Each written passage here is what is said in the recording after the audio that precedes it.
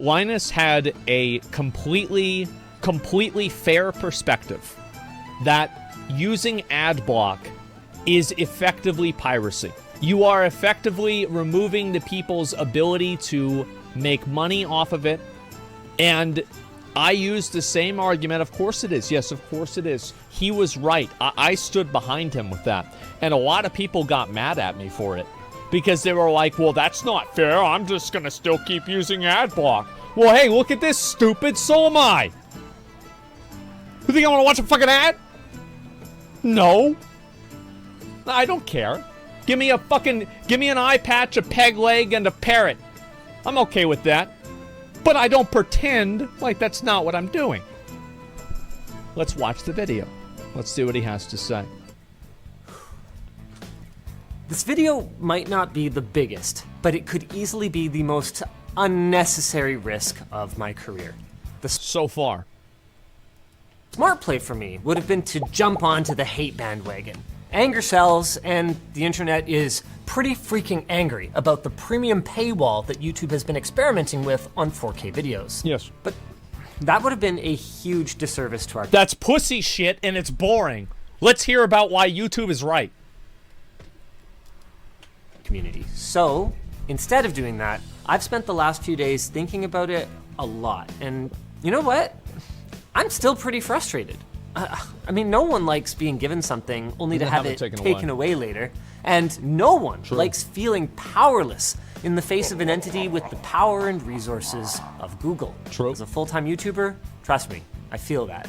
But I've also come to realize that this might be a necessary move if we want to preserve the good things about this platform. Really good things, like the world's largest free repository of independent news media, educational resources, and cultural expression.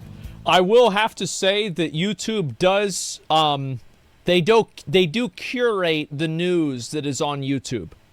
I think that YouTube is becoming less and less a place for news and a place for independent news, because more and more types of opinions and types of outlooks on life are banned from YouTube.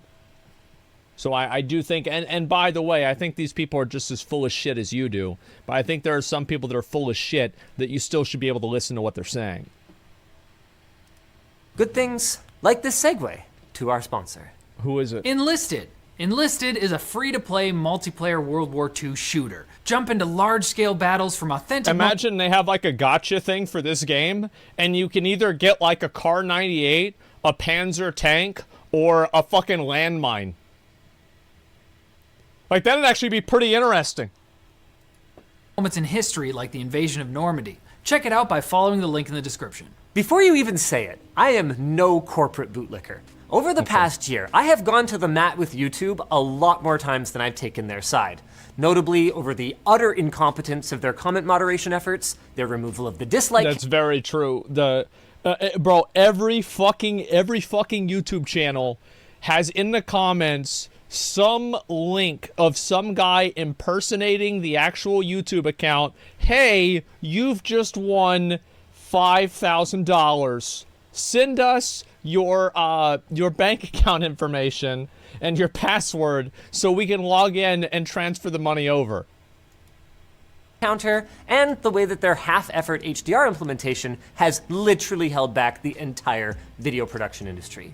But in this case, I don't know about that. Once I calmed down a little, I was able to start putting together the pieces. And we're gonna start with the biggest and the most obvious one: cost.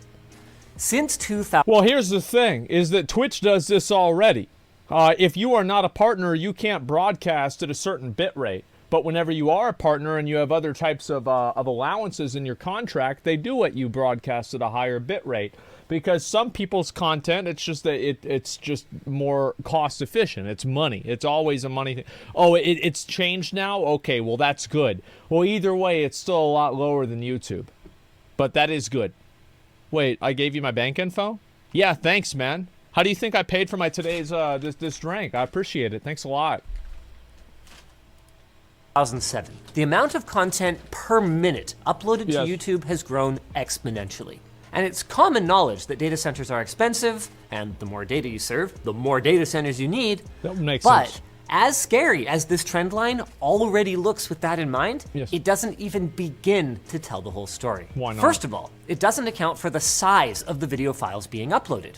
Back in 2007, It's very true. Hours of content of a 480p Halo 2 montage with 3 days grace is not going to be as much as a 4K video. digital cameras were relatively rare, and the ones that we had recorded at pretty low resolutions, anywhere from 240p to 480p. This is, bro, like back in the day, like we filmed fights. There was like a park that everybody would go to fight at. And we have it all the time. There'd be like a video of like some fucking fight. You know, you record that shit on your Motorola Razr. Remember that? That means a typical minute of It's video lit. would take up a trifling 35 megabytes or Yeah. so. And that was the high Hobo quality fights? source Bum file. fights. No big deal then, right? Especially since YouTube can re-encode those uploaded files and serve them at a lower bitrate to save on both storage and bandwidth Yep. costs.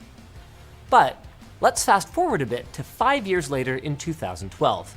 Not only had the sheer volume of video uploaded to the platform increased tenfold, but That's a lot. HD 720p video recording was available on commodity smartphones, with the latest iPhones capable of full HD 1080p. That I remember, that's the only reason I bought like one of them new smartphones is because I could record my videos with it and they would look better. our typical minute of footage at anywhere from 75 to 100 megabytes. Through compression, we can still probably cut our storage and hosting costs in half, but even if just, say, 40% of new uploads are in HD now, and, I don't know, 10% are in 1080p, corrected for video size, our bar graph will start to look a little bit like, whoa, a problem. Well, that's a Except lot. It actually wasn't, at least not yet. YouTube's user base and their revenue also increased dramatically during this time. Yeah, that's meaning whenever that they even started if they weren't putting making way more money ads on it in. yet, Google could easily justify the ongoing investment into their video serving side Oh, hustle. yeah. And besides, it didn't hurt that every time Google built a new data center, it was cheaper and more efficient than the last one. Makes sense. In just 3 years, from 2009 to 2012, mechanical storage drives went from a cost per gigabyte of 11 cents to just 5 cents. It's crazy. Like every time I go to the store, I always check this. This is like it's a weird way of gauging how fast technology is progressing. But I'll always check the prices on external hard drives.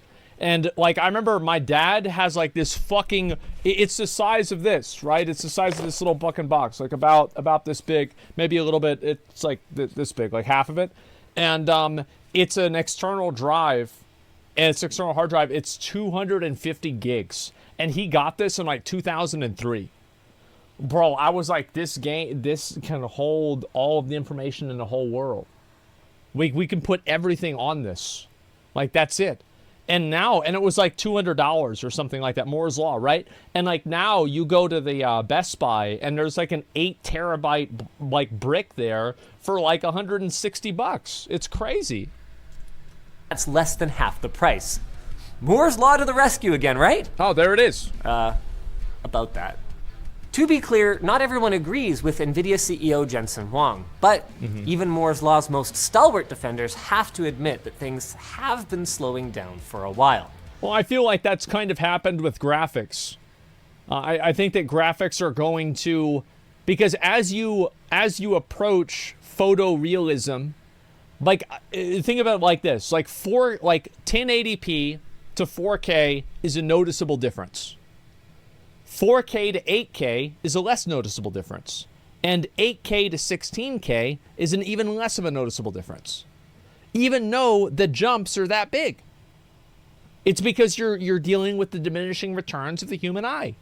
It makes sense. It's a plateau, yeah. Let's jump ahead another 3 years to demonstrate, to 2015.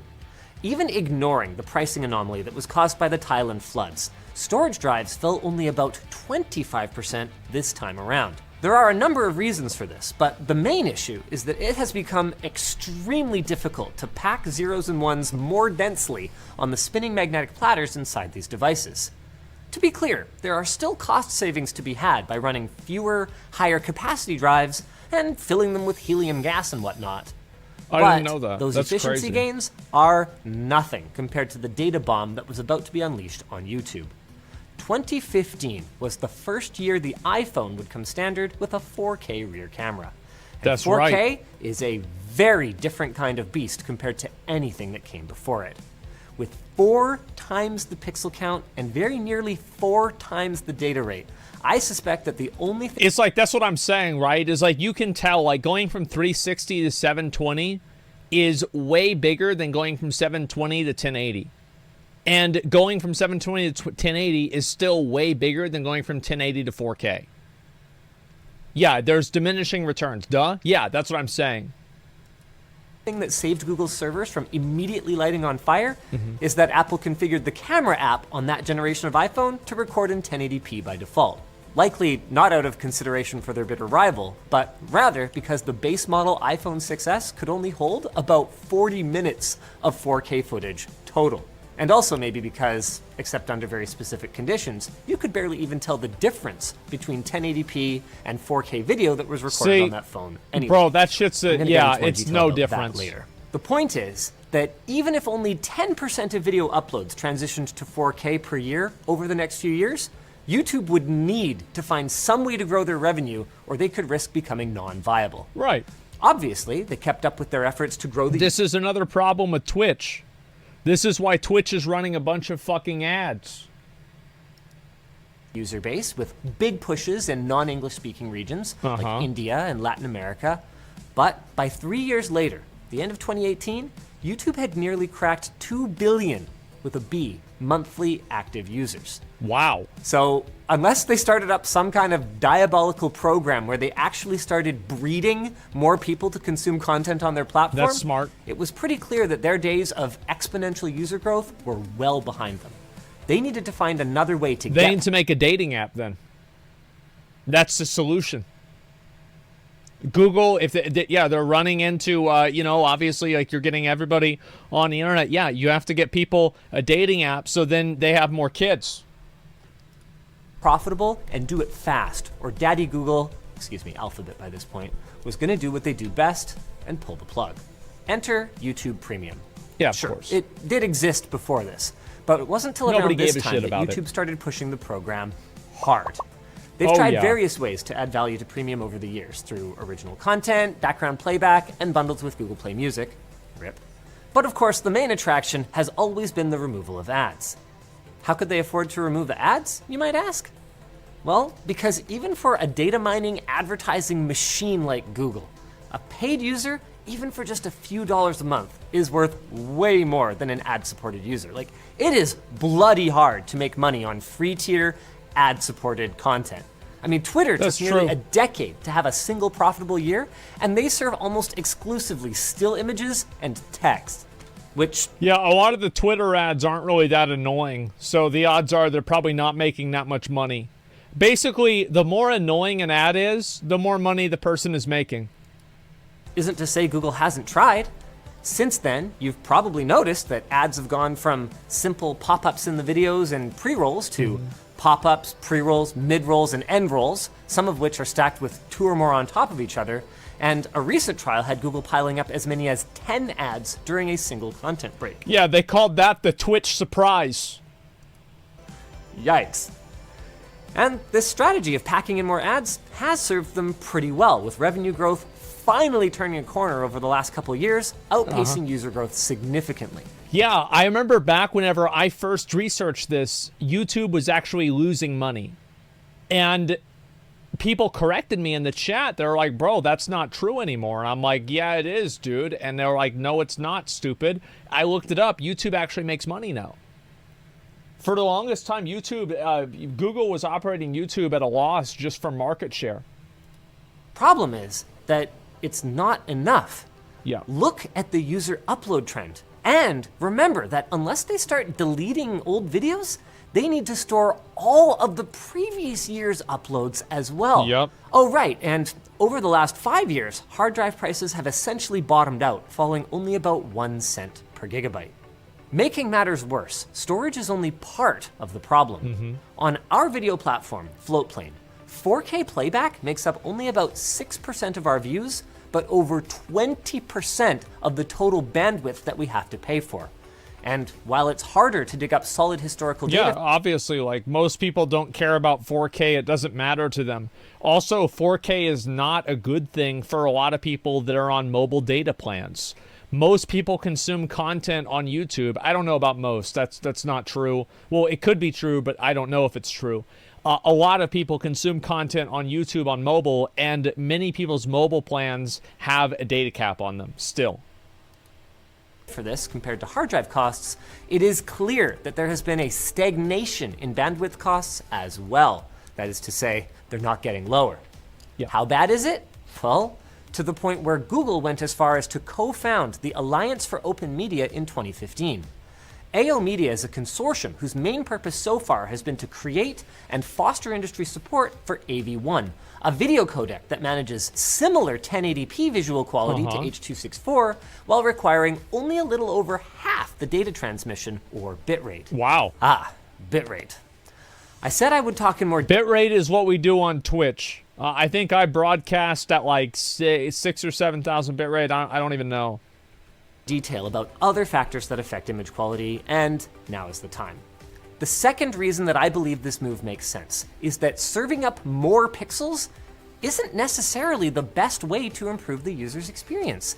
And this focus on how many Ps or Ks a video has contributed to a ton of consumer confusion about it. For starters, pixel count is one contributor to the resolution or the perceived clarity of an image, but it is not the entire equation. Everything else is important too, from shot composition to color management, to contrast, and natural bokeh. Don't believe me? Well, here's a video I ripped off from this guy, Marquez Keith Brownlee, in HD. That looks pretty good for 1080p, right? Yeah, it does. Looks great. For comparison, here's some 4K video, but from a cell phone.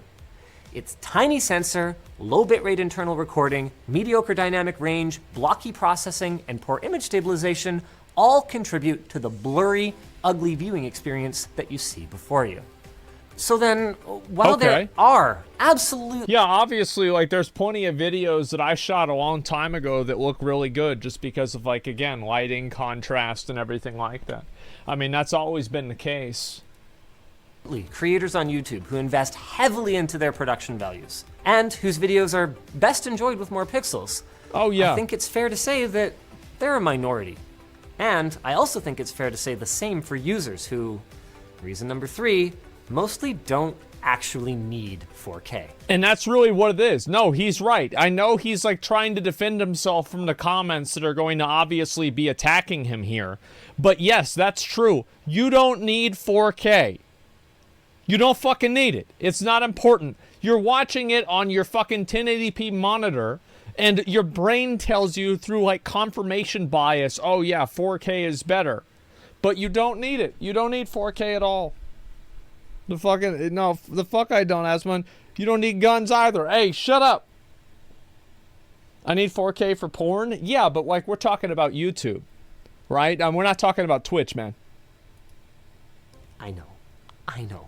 Like you, I want to use the most advanced platforms and get the absolute most out of my devices and services, be they gigabit plus internet connections or 8K TVs. But please, hear me out. While I don't... The thing is, every single person is always going to click the highest quality option. That's just what they're going to do, even if they don't need it. They're like, it's like, do you want 100 bananas or 200 bananas? Well, I want 200 bananas. No, I don't. Oh, not on your PC. You're right. On your PC, assuming that you are able to render it. Assuming those two things, I think that people will 9 times out of 10 choose the highest quality option. You're right. There are some caveats to that. You're absolutely right.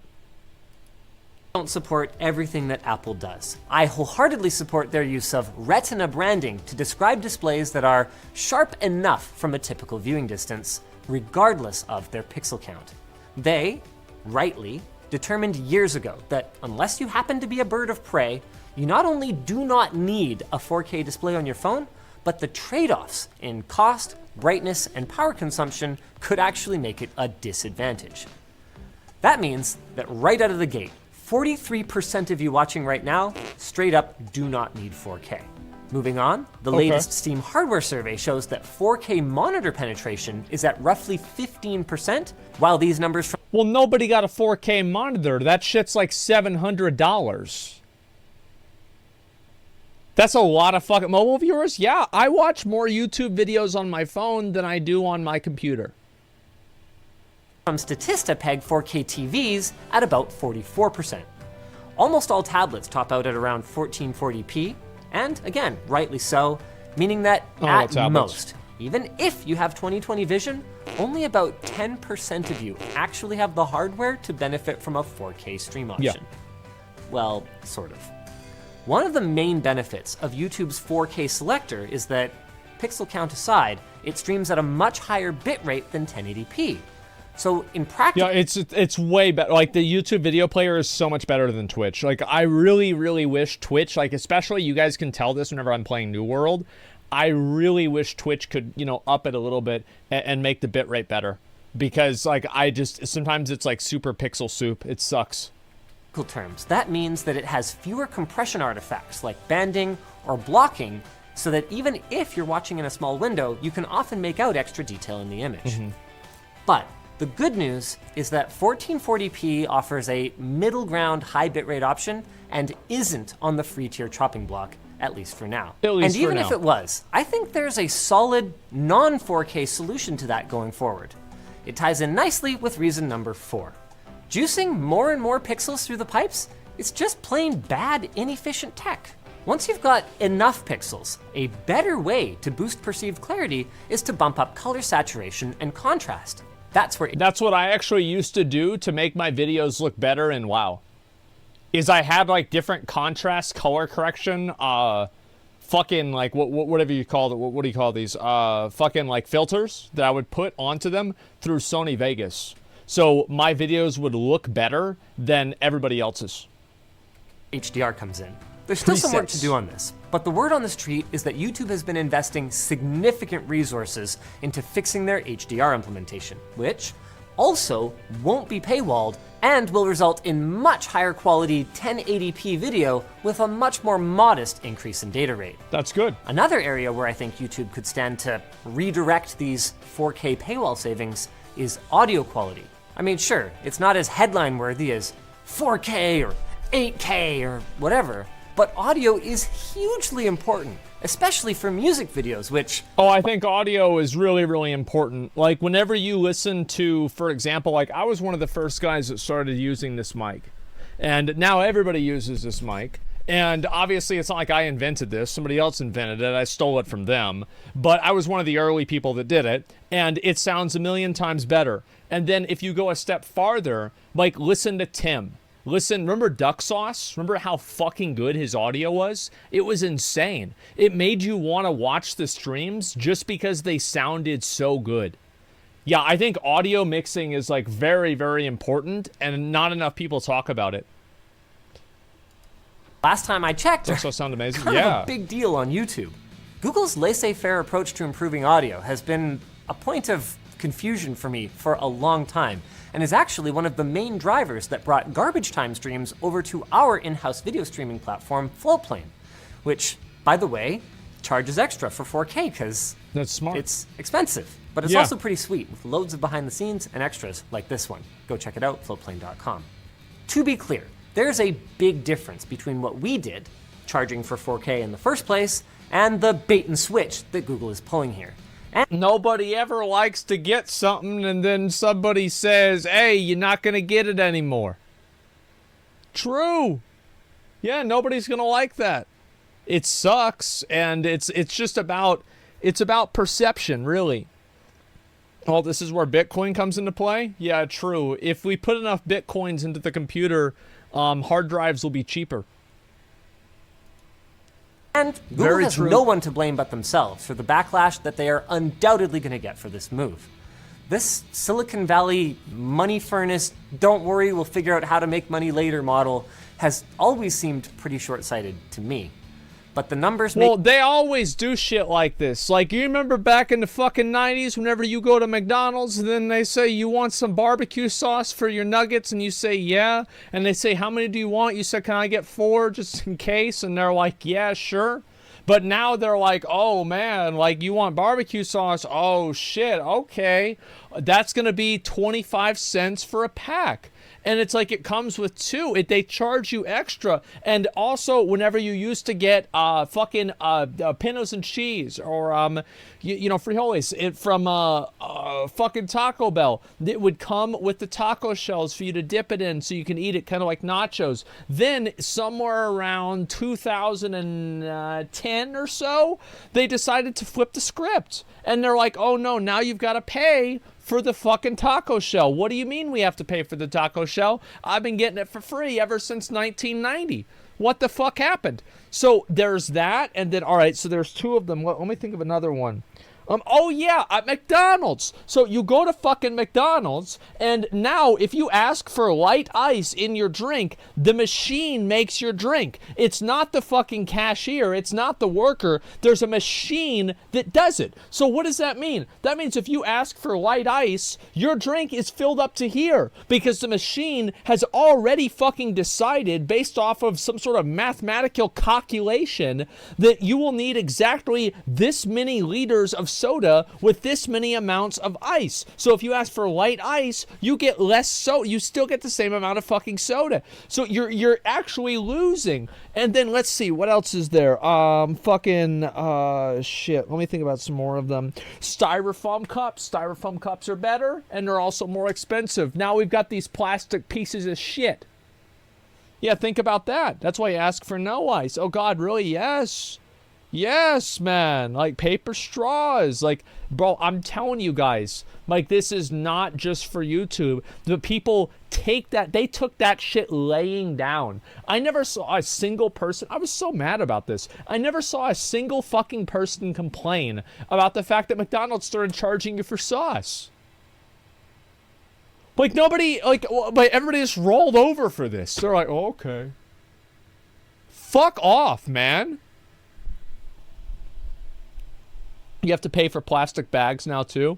Well, to be fair, here, that was like a fucking city ordinance or something like that. So, yeah, YouTube's not the first person to do this, but I've been keeping track, all right, for a long time. Make it clear that even if this causes a big PR hit, and it will, something has to give. But I have to at least give YouTube credit for sticking to its core principles when it comes to supporting creators through the change. Unlike Twitch, who recently announced a change in creator compensation, YouTube isn't just cutting costs and pocketing the difference. They also aren't taking away creators' ability to upload their videos in the highest possible quality for those who want it. What they're doing is they're identifying an area where they can cut their costs to support non-paying customers, convert a chunk of those into paying customers, and then share this uplift with their creators, which is reason number 5 that this makes sense. Yes, I think this is a good change. I think that YouTube should do this. It's a smart decision. Obviously, it would be better if everything was free. I agree. I think that ice cream everywhere should be free. Doesn't matter where it is. If there's ice cream there, that shit should just be free. Yeah. Everybody agrees, right? Yeah, of course. I mean, absolutely. A view from a premium subscriber is worth substantially more than an ad-supported view. Yes. While also being a better, lower friction experience all around. And this move is going to drive more revenue for creators, and therefore drive more high-quality content to the YouTube platform. YouTube's position as the most desirable place for online creators to be is no accident. They were so far ahead of the competition on this that no one even now has managed to catch up. I mean, think about it. Aside from having crap tier video quality, TikTok sucks at compensating creators. Oh yeah, if you go like live on there, they take Well, that's because the people working there either have that or McDonald's. They're 16 years old. Most of them can't even work at all. So whenever TikTok says, hey, work 40 hours a week, we're going to give you $3. All these fucking middle schoolers are like, oh my God, I can make $12 a month. 80% of, like, if people 80%? tip or anything like that, they'll Yeah. take 80% of it. That's right. Of course, it makes sense. Yeah, bro, like, you gotta remember, this is what I said about corporations. Is it like, you know why they had child labor? It's because it made money. They wouldn't have had the kids in the coal mines if they weren't making money off of it. So big surprise, TikTok brings back the coal mines.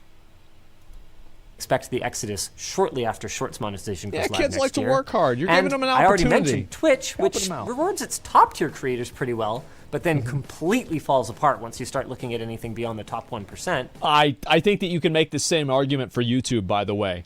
If you look at YouTube content creators, it is, again, like a winner-take-all situation where obviously all the guys that are making a bunch of money are the top 0.01%. That's just what happens. That's life. Yes, it is very, very top-heavy, especially in the ASMR section. And then there's Facebook, who managed to rug pull a whole generation of starting out content creators by focusing hard on video and investing a bunch of money, then bailing just as hard when the Zuck first joined VR chat and decided to Howard Hughes that shiz. Yeah. I mean, they've got to spend all their money on the metaverse, obviously. Like, yeah, we can't have real videos. Real people are outdated. Real people are yesterday. We're thinking about the future. And so that's the real reason why YouTube keeps getting worse and you keep watching it, because it's where all the content is. Yeah. So if I'm in YouTube's shoes, I'm going, okay, this thing costs us a fortune. Most people don't really need it. Well, they're not going to leave. That's why. Like, what do you think? They're going to go over to fucking Live Leak and watch an ISIS execution? Go over to Rumble and hear about how the fucking, how the election was actually won by Trump? They're going to go to Odyssey and hear about how COVID isn't real? No. They're going to stay on YouTube and keep watching the shitty fucking videos. That's the truth. Live Leak was canceled? I was wondering why I didn't hear about ISIS anymore. That makes sense. And some of our most successful creators don't even use it. Paywalling 4K is kind of an obvious move. But even after hearing all of this, I can totally understand if you might conclude that Google makes so much money they should just suck it up and pay like they said they would. That's what people always fucking do. They always create some arbitrary line in their mind that it's like, well, if you make enough money, you shouldn't be allowed to make more money than that. And then a lot of the people that are doing this never think that there's other people in like these fucking third world countries would draw the same fucking line for them. It's so annoying. The thing is, though, The moral authority of it is what annoys me, by the way. I hate that. even if you think that they could pay, and they should pay, Yes. they won't pay. Oh, there it is. Why not, you ask? Because they make a lot of, money. Well, why don't I turn that back around on you and ask, why would they? The best possible argument I can think of for them to just keep eating this cost that is literally Keep eating dicks. Who would want to keep eating dicks? trending skyward to a vertical line is, it would be the good guy thing to do. Yeah. But Google has never done anything out of the... Yeah, I mean, like, it would just be a good, like, bro, like, it would be a solid fucking legit thing for, it's for, like, the boys, right? I mean, so, like, for sure, it's like integrity and some shit, right? goodness of their hearts. So why would you expect them to start now? Yeah. Maybe it's just time for the semi-annual reminder that publicly held corporations will always, by law, act in their own self-interest and Fiduciary responsibility is the law that he's talking about. He is totally right. the interest of their shareholders. So we are left with a harsh choice then. Keep the truly important things about YouTube and subsidize them through a small percentage of users, the ones with 4K monitors and TVs, or open ourselves up to other, much worse cost-cutting measures. I mean, what if the alternative is to start pruning old videos and we have to give up that library of rarely watched content that you might need someday when it's time to repair the obscure washing machine you inherited from your Aunt Frida? I always think that it's dumb whenever people get mad that a free service is trying to make money. Like, of course they're going, of course YouTube should charge for 4K. It's not even a question. Some people might feel that just adding more ads is a viable path forward, but No, it's not. No, it's absolutely fucking not. It's the same thing as, like, why not more ads? This is the same argument that people make for buying a video game versus having a video game be free to play with different types of microtransactions in it. Because a lot of people want a video game that you just pay $60 or $100 for, and that's it. You don't have any microtransactions. But what they fail to realize is that this is a limited position of privilege. This is a position that only they can have because they have the financial security to do so. There are many people out there who cannot afford to play a video game if they have to spend $60 every single time they want to do some. So I think this is a massive issue, right? He has a horse in the race. Oh, I have a horse in this race? I mean, do I? I mean, I don't really think so. I mean, I feel like I'm not invested in Google at all. I mean, fuck, I don't care about this shit at all. It doesn't matter to me in any case. So yeah, I mean, like, fuck. I'm just saying this is probably, like, if I was Google, this is what I would charge for 4K. That's what I would do. I disagree. I think we've reached a Accessibility, practical mass limit volumes. Yeah, to exactly. how many ads YouTube can cram into a video. So Yeah. the revenue growth isn't going to come from there. The AV1 codec that I talked about before is more efficient, and it helps with storage. Well, you're just the AV1 encoding is only basically delaying this problem. In ways that I didn't anticipate. Because the AV1 encoding is delaying the problem, and the scalability of that will continue going up more and more and more, but the cost of it will go up, but the amount of money you're making back will not go up. That could actually merit a follow-up video. But Yes. it comes with new costs, particularly computational ones. So it's not magic, meaning that if this paywalling 4K is what it takes to drive enough premium users that we can kick this data crisis a few more years down the road, then I guess I'll just make some demands like, hey, at least boost the 1080p bitrate while you're at it, or Yeah, that would be nice. hey, you should make 4K available to channel members who don't also have premium. Oh, that would be a good idea. But the If you're reality of it is, subscribed. whether YouTube listens or not, I'm gonna lie down and take it. Yep. And so will you, if you're being honest. That's YouTube- right. That's right. Everybody, like, that's it.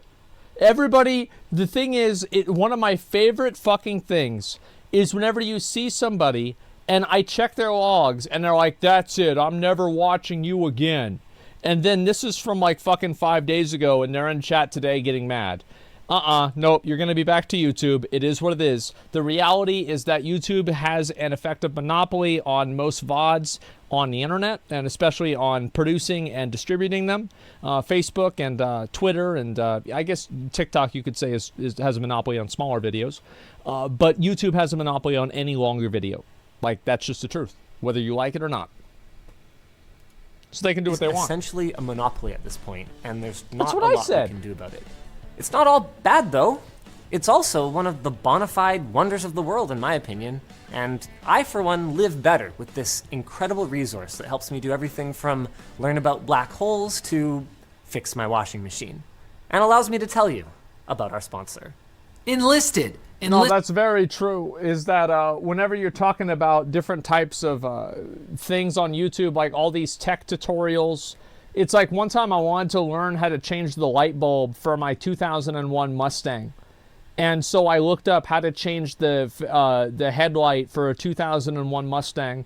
And there was a video of some guy, it came out in like 2010, and he just takes it out. He's like, so here you go, you unscrew it here, and you unbolt this, and then you pull the bulb out, you unscrew the bulb, put the new bulb in, and there you go.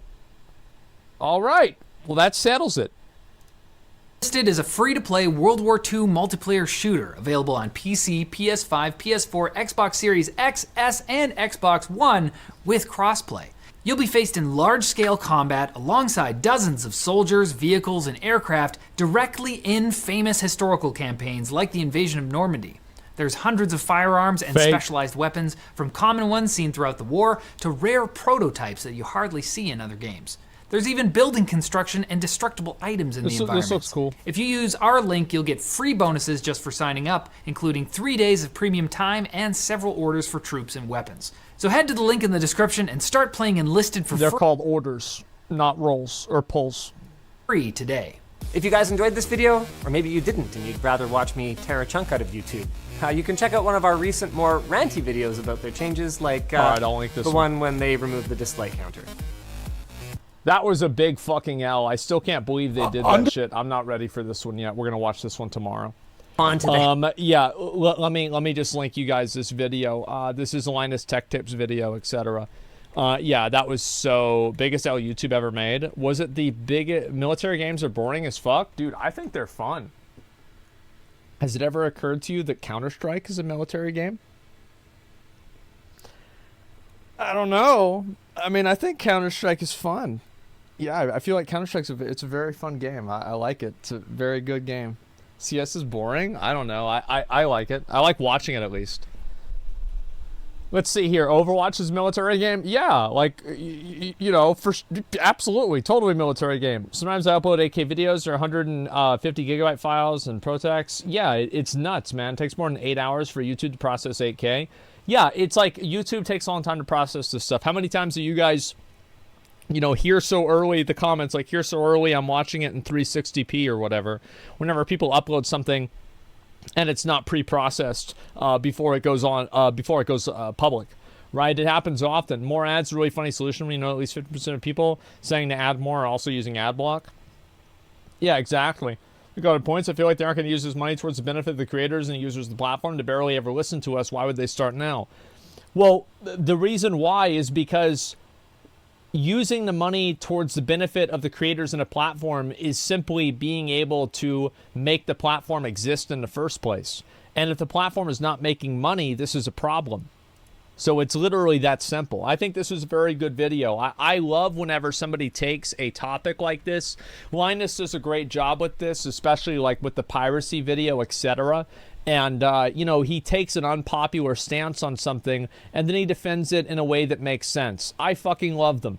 I think these videos are amazing because they give you something to talk about. It's so good.